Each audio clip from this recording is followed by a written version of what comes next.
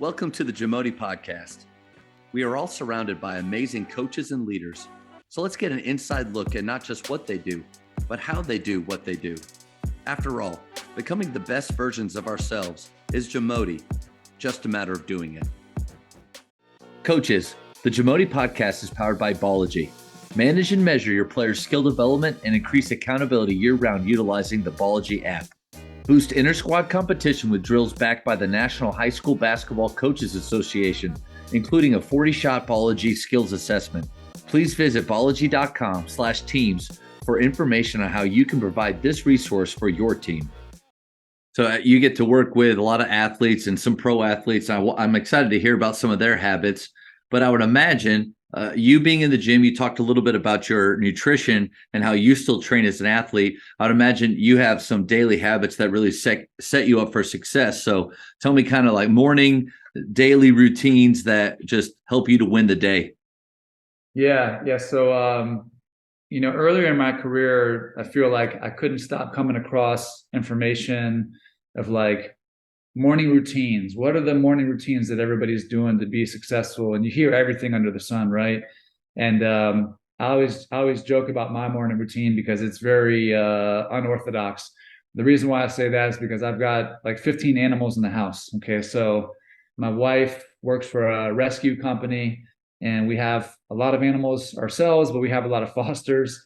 And so my morning routine is not a meditation, 30 minutes. It's like it's chaos control. It's like everything's going in different directions. They're all going crazy. They're begging me for food. I can't sleep past a certain time in the morning, so I really don't need an alarm. Like they're up. And it doesn't matter how late I go to bed. So my morning, honestly, that in all seriousness, that's a part of my morning. But what I started doing this last 6 months was, I don't have like an ice bath or anything, and I don't like it enough to get one of those. It's really uncomfortable, obviously, but super beneficial. Ton of research out there. But what I do is I start with a cold shower every morning. I'll do 30 to 60 seconds. It's amazing how like my first month, I'm just like, man, this is terrible. Like, what am I doing? But every time I did it, I felt better. And so I really started chasing things and making me feel better. So that's one thing that I started doing.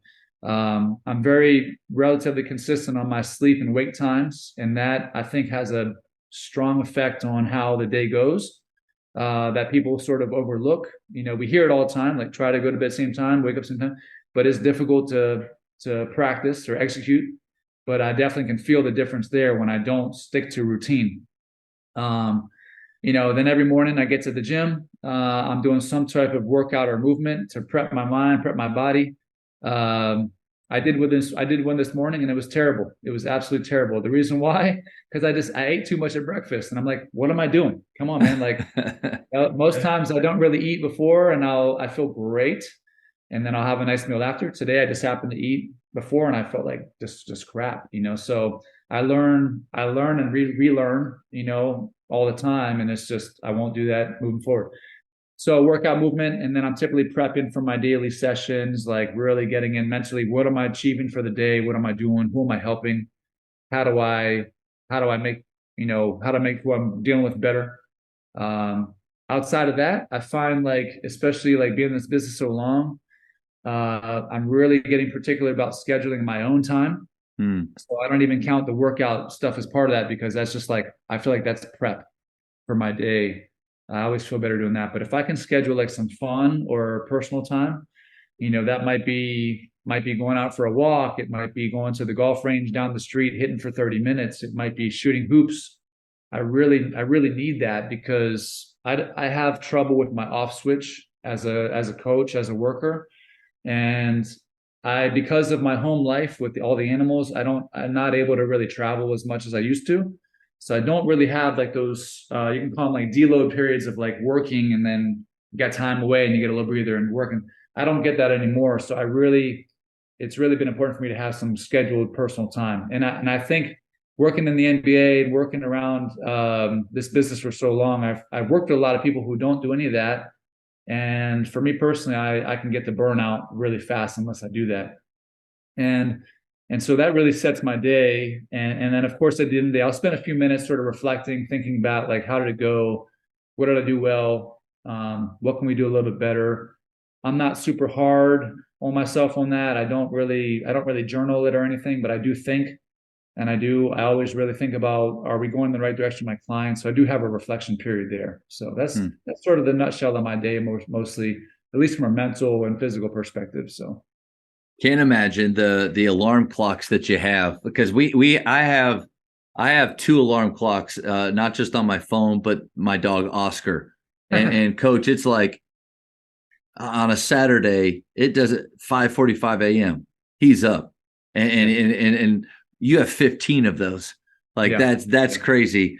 yeah, But what a great point about scheduling in that personal time for growth, time just to take a break, time to do something fun outside, to get some vitamin D. And yeah, so the what I thought about was, if you don't schedule it in, guys like you, the odds of it just happening are very small. not happening. And I think that's a reminder for all of us as coaches, is to have your day organized, not just with the to-do list of things business wise or school wise, but also those growth moments that you want to have, or enjoyment moments. You got to schedule them.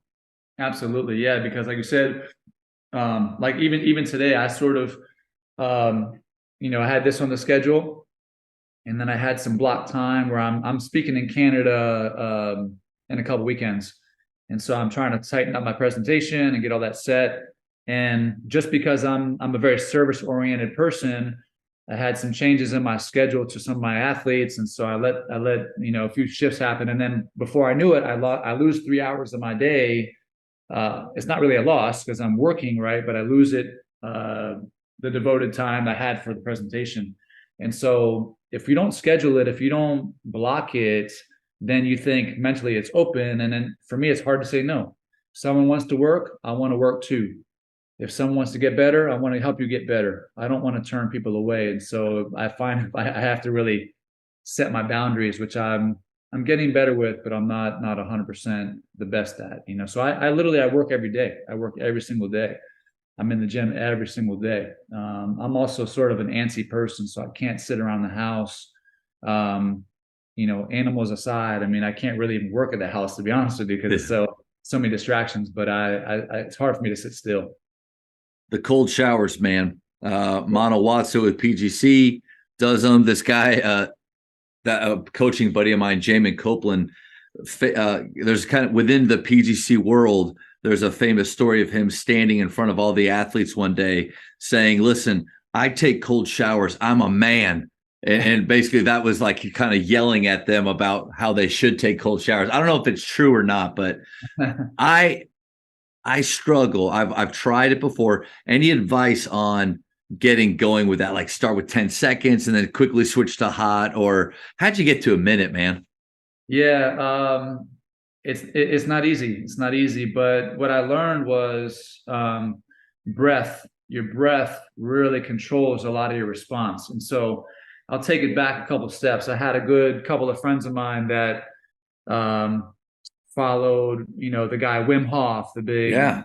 big name in that breath work world, and so they tripped out to Poland, I believe that was where he does his little seminar thing. They went out there, um, walked in the mountains in their underwear, and Wow. and I've seen videos. They did the whole, like, whatever, like you said, seminar, the whole weekend and stuff with all the, oh man, that's incredible. yeah, and so while it seems crazy to do that, but it intrigues me just in the sense of, okay, what can we do as human beings? Maybe we're more capable of doing things we don't think we're capable of, like, walking outside in the underwear. My wife's like, you want to pay that amount of money to travel over there and go, like, pay me that, and I'll take you somewhere and say, hey, go walk in the mountain. It sounds ridiculous, but for me, the intrigue, like I said, is like, it's the power of the mind. And my guys that came back, they were really impressed by the whole experience. And so when I do stuff like that, I think, okay, there's got to be a way to improve it, like you improve anything else. And so the way I really started was, it was like working on breath in that process. And it's always hard, but then it becomes just less hard. It's never not hard. It just becomes less hard. That's all. And so I found the breath. I was like, lets me get through it. And now like I really enjoy it. And at this point, and I still only do 30 to 60 seconds. I don't do the whole thing in the cold. I don't do that. But now what I do is instead of going right from cold right to hot, so like, oh, that relief, I literally get in the cold and then I turn the cold off and let me sort of bask in the cold for another 30 to 60 seconds to like reheat myself, because that's sort of the power of it as well. And then I get into my normal shower, routine. And I love that feeling. It's like really energizing. It's like a shot of coffee, really. It's really, I sort of crave it now, which is kind of weird. But it feels good, So I'm chasing those things because I know that if I feel good, then I'm going to deliver a good product for the day for my clients, for my business, for myself, setting myself up a few percentage points in the right direction. What are your thoughts on that, the Wim Hof breathing method? Because there's been a few days up here at Faith that when I have a little bit of time, I have a yoga mat and I do three. I don't know if I've ever done 4 rounds of it, but just 3 on my own. The feeling is incredible of actually like being able to push all the air out of your lungs and not have to take a breath for over 2 minutes with zero, like to your point, we can do things that make really no sense or we wouldn't think we could do. But what are your thoughts on, is that something that we should be doing daily or some type of work like that? Yeah, because the reason why I say that now versus if someone asked me 10, 15 years ago where I have no concept of it, people aren't really emphasizing it like they are now today. I think just because we live in such a fast-paced world of stress, when are we slowing down? What are we all doing when we have a little break? We're doing this, staring at this. Like, what are we doing? That's all we do, right? And so we're just training our brain to be ADD, to be just like distracted, another thought. Like I'm literally at this stage, unless I take a break off the technology, I'm finding myself more often than not having an idea and literally forgetting it 10 seconds later. Wow. Because Yeah. I'm so distracted. And so I think the breath work is important because it requires you to focus on one task at a time, which is the breath, and work on that task.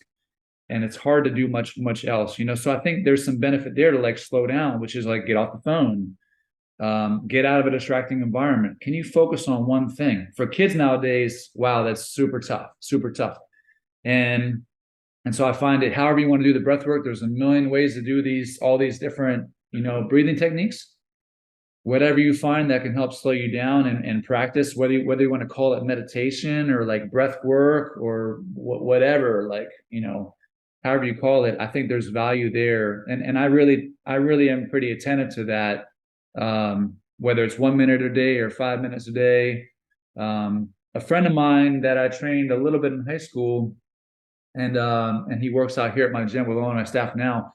He went out to LA to be an actor, and then really got into the breath work world in some capacity, where it's really helped him as an actor to like calm down, slow his body down, slow his mind down and stuff. And so he did a routine with me, a certain style of breath, which I had never done before. It just seemed so counterintuitive. And man, my brain, my mind just went to another zone. It was like I was almost hallucinating in a positive way, like came out of it like, wow.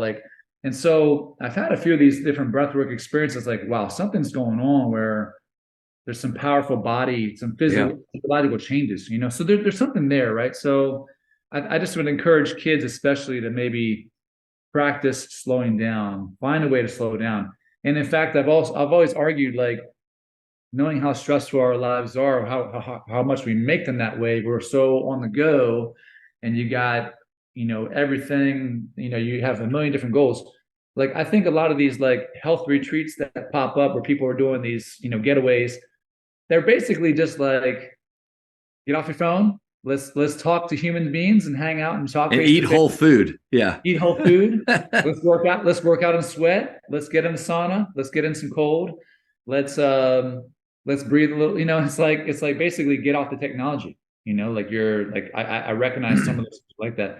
And I think that's where health needs to go in general, is like, let's start to distance ourselves, or maybe have some time to unplug, which is actually a very good book called Unplugged. Friend of mine who went to go see Wim Hof got me that book. We Awesome. need to we need to practice some of those things. Just like we practice basketball, just like we practice weight training. Like, do we practice turning off? It's Mm. hard. It's really hard. Really hard. Because even if you like, yes, you can put your phone down, you can turn the lights down, you can lay down on a mat, but can you really get your mind off of the tasks that you just did, the tasks that you're about to do? I would see that to be a very helpful skill for players, because we ask them all the time in games to be able to, hey, I know you just fouled the guy, but let that go and now focus on this. Hey, I know we're down. Don't worry about the past, or you just missed a shot. Focus on the future. There might be something to that where we might need to help our players out, besides just telling them that they need to be good at that type of mentality, or or controlling your thoughts. Maybe take them through some exercises. Yeah, I mean, think about it. Like, it's a strategy, right? Like, why wouldn't we do these types of things? It's part of the game. We see it all the time. Like, we're gonna miss a lot of shots. We're gonna make bad plays. That's part of sport, part of life. Why don't we train that more often? Like, train it to be like, hey, really, right now, you just made that mistake. Like, let's practice 1,000 times. Like, just shift your focus on the next play. Really try to let your. So what does that mean? How do you do that? Well, that's a body language conversation, which we talk about all the time. You can see it. You see it in high school sports, college, even professional. Terrible body language. Hmm. Complaining to the ref. Just making excuses as to why whatever happened didn't go in your favor. How do you work on that? You have to practice it in the moment. It's easy to say when nothing's happened. So I feel like that's a strength repetition, right? Just maybe on the mental side. So that's like one of the things I remember Alan did years ago, and I think he had like a presentation. It was on YouTube somewhere, like playing present, just focusing on the next play. And I would share that out a lot, because I mean, it's just so applicable. It's applicable to life in general. Like, Yep. things are going to be tough. They're supposed to be tough. How do you deal with it? How do you make decisions in the moment when you're struggling? And if you practice dealing with that, that's going to help you, I think, be more familiar in the future, because you're going to run into it again.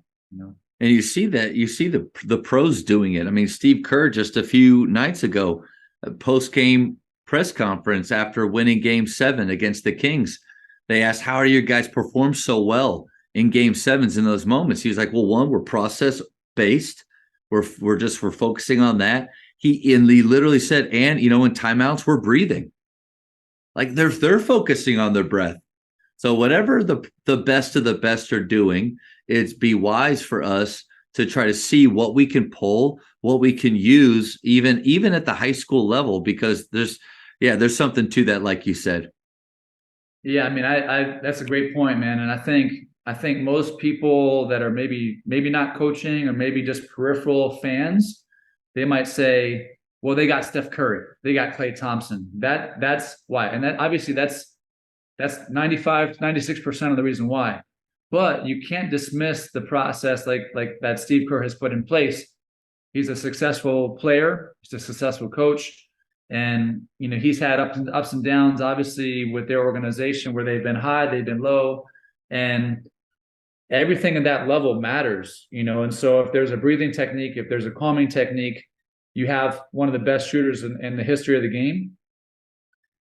But he also has off days. So whatever he's doing to help him be on, like, that's a percentage point in his favor. And there's a system, there's a process in place that has allowed them to replicate and be consistent. And it's not an accident that they do so well. Like, you just can't say it's only talent. I mean, everybody that Everybody has talent. everybody. Everybody. The You worst said teams are still incredible. Like the players and the athletes they're incredible. But yeah, sorry. absolutely, no question about it. Mm-hmm. Before we go to the next one, I gotta ask: do you mind sharing the breathing technique, or just kind of explaining it, that your actor friend did, that you kind of reacted in such a unique way?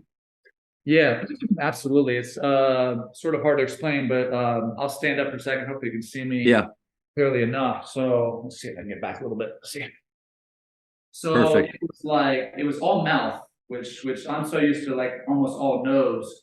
So it was like breathe in hard through the belly, and then it's belly, and then it was chest. So it's 1, and then 2, and then mouth exhale. So it's 1, 2, 3, and so you sort of go at your own pace. So it's, and it's like big belly, big chest, and then exhale out. So for me, it was so counterintuitive because all the breathing that I have come across as people was like no chest, all belly expansion, sometimes nose in, only nose out.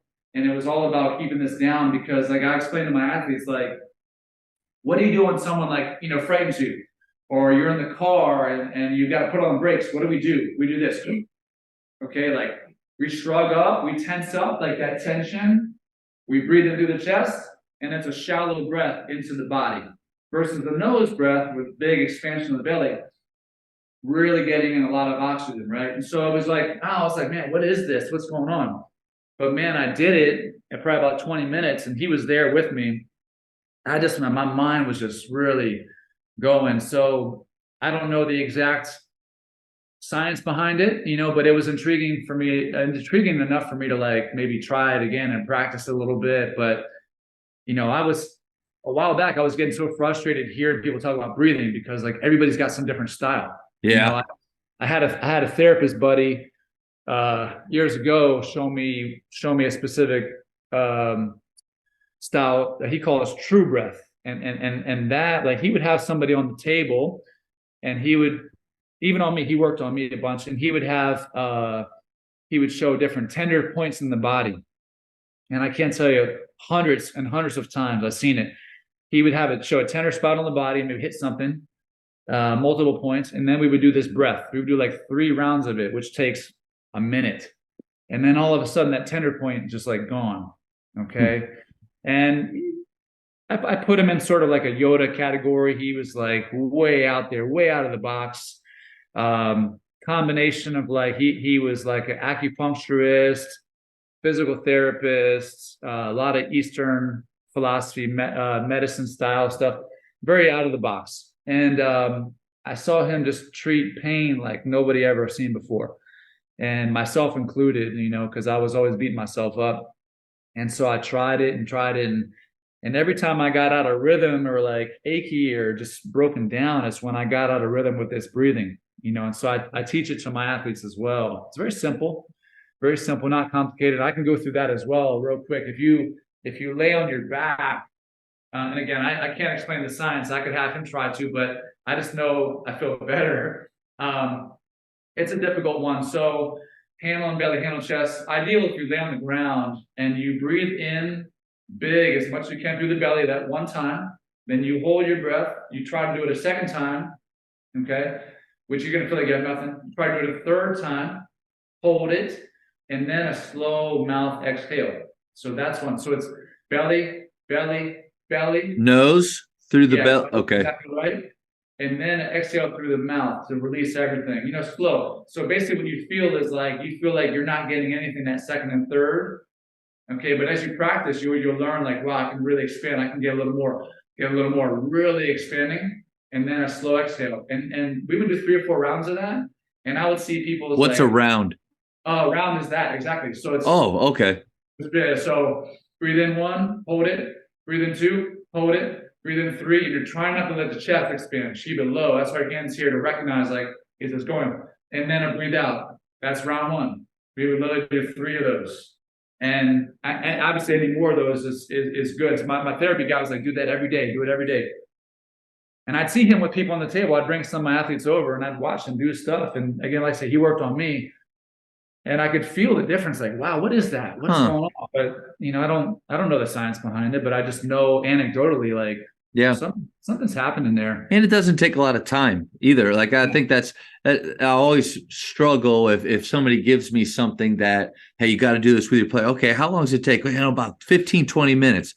Well, I get 43 minutes with them every day in second period, in athletics. And we got basketball in there too that we got to hit. So, but I like that because that doesn't take a lot of time, but it's like doing yoga. It's like you just don't know all the ways that it's really helping you. Exactly. You'll never know. Exactly right. But think about it, like whatever you choose to do. What if we spent 3 minutes 2 minutes, 3 minutes every day of like, hey, we're going to slow down. Yeah. And we're going to do this breath work and we're going to try this technique. Maybe they're all different each time, whatever. Let kids sort of like feel what they feel. Yeah. And decide whatever helps them feel better, right? And maybe you do it different points in the practice. Maybe it's different points of the class where it's not like, hey, every time I walk in the door for class, we're going to do the breathing. Maybe it's midway through. Maybe it's at the end. Maybe it's after a hard question. I think getting familiar and just making that like a part of the process where it's not something like weird, like what are we doing here? I think that normalization. So you're saying don't get a gong out and I haven't gone that route yet, but I've seen people do it. I'm not quite there yet, but I'll stick to the breathing. Thank you for checking out today's episode. Please take a moment to subscribe to this podcast, share it with your fellow coaches, and find us on social media for what's coming up next on the Jamodi podcast. It's just a matter of doing it.